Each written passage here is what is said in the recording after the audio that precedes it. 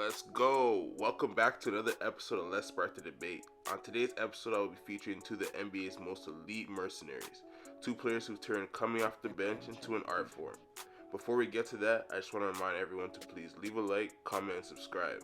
Now let's get things rolling.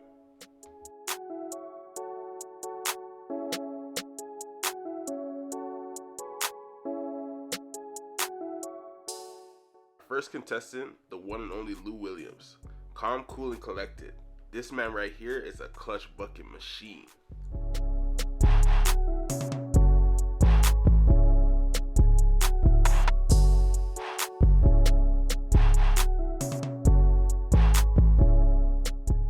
Next up is the man who changed what it meant to be a sixth man. Jamal Crawford was instant buckets off the bench, and a crazy handle making him almost unguardable in a one-on-one situation. As per usual, it's a best of 5 matchup where the first of 3 points to declare the winner. The categories are physical attributes, total offense, total defense, plus minus and PER, and accolades. Today, however, I switched accolades to round 1. You'll see why in a minute. Now let's get the first round started.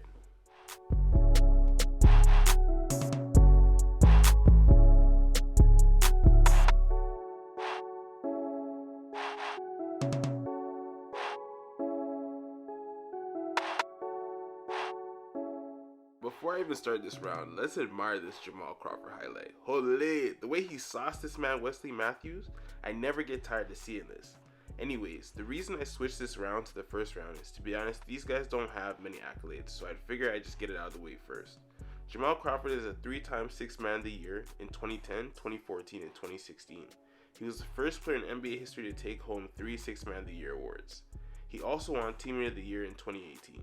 I could have included some accolades from before they entered the NBA, but I don't think it's really necessary for these videos.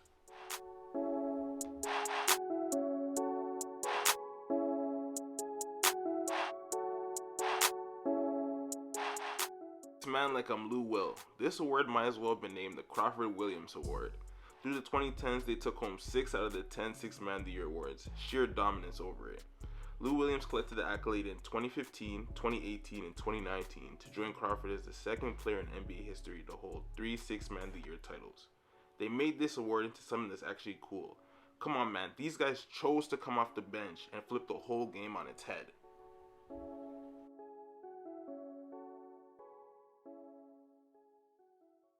The first round goes to Jamal Crawford, not only because he has an extra accolade, but because he paved the way for what truly made the Sixth Man of the Year a coveted award. On to some attributes.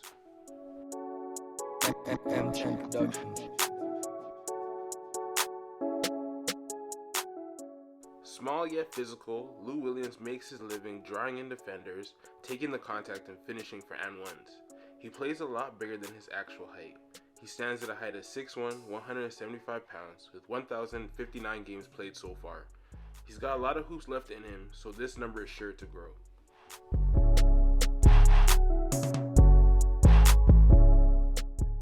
Jamal Crawford's frame is slim and lanky, which suits his playstyle perfectly, whether it's in the paint or above the arc.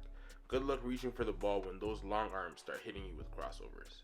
He stands at a height of 6'5", 185 pounds, and 1,327 games played.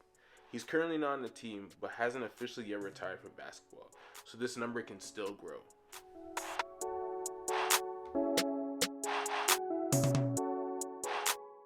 Crawford gets the nod for round 2. His height and length make for a mean combination when trying to elude defenders and get to the bucket. Let's get to the offense.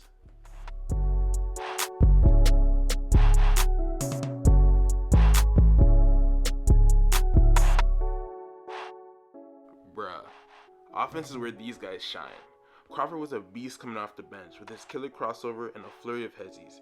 He was and is a defender's worst nightmare.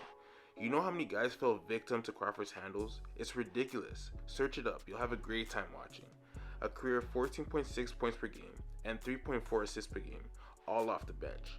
It's good for a team to have this guy in their back pocket. A near 40% 3-point percentage, as well as 86% from the free throw line. Crawford's offensive game is elite.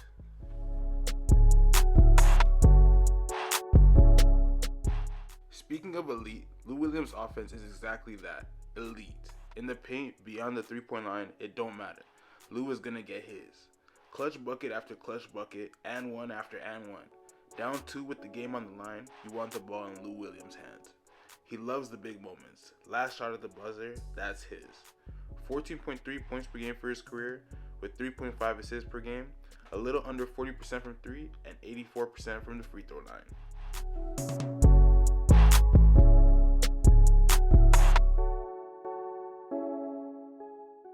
Lou gets on the board after round 3. His clutch factor and finishing ability puts his offense ahead of Crawford. Oh boy, time for some defense.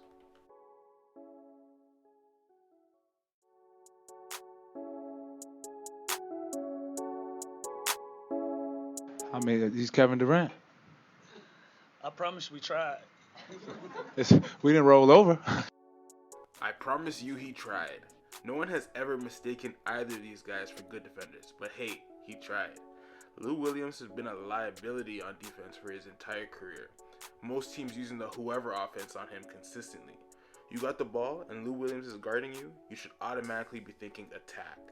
Not a great rebounder, just 2.2 rebounds and almost 1 steal per game.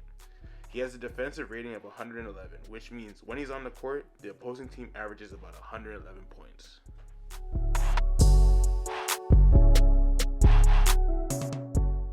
Like Lou Williams, Jamal Crawford is just as trash on the defensive end, usually tasked to guard one of the opposing team's worst offensive players. You really gotta hide these guys on the defensive side of the ball because they will give up points.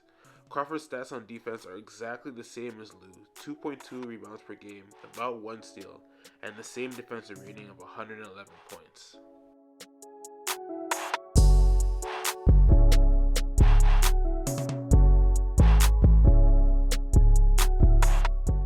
Round 4 goes to Williams. I know they're both equally trash on defense, but Lou is undersized, so it's understandable. But Crawford is 6'5". He has no excuse. Fix up.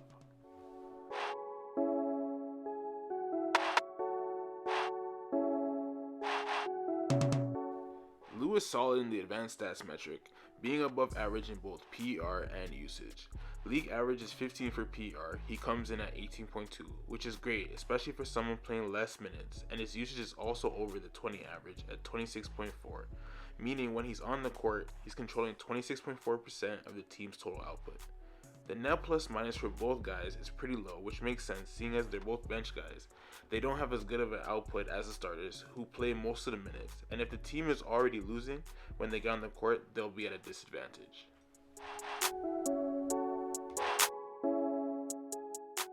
Crawford is a lot more down to earth in his PER ranking, being basically league average at 15.1.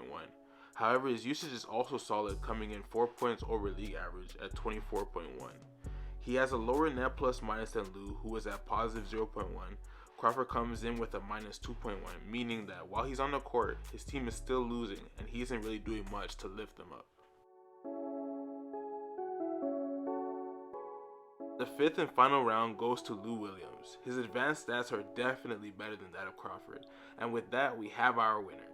That guy Lou Williams. He's too clutch and too dominant in his role to ever be ignored over the course of a game, keeping all defenders on their toes when he's on the court. If you lose track of him, you'll pay dearly. Thank you for getting to the end of another episode of Let's Spark the Debate. Just some housekeeping. From this point going forward, I'll be posting videos every Friday. Follow my Twitter and Instagram page for updates on upcoming videos and content. With that being said, please don't forget to leave a like, comment, and subscribe. Thanks.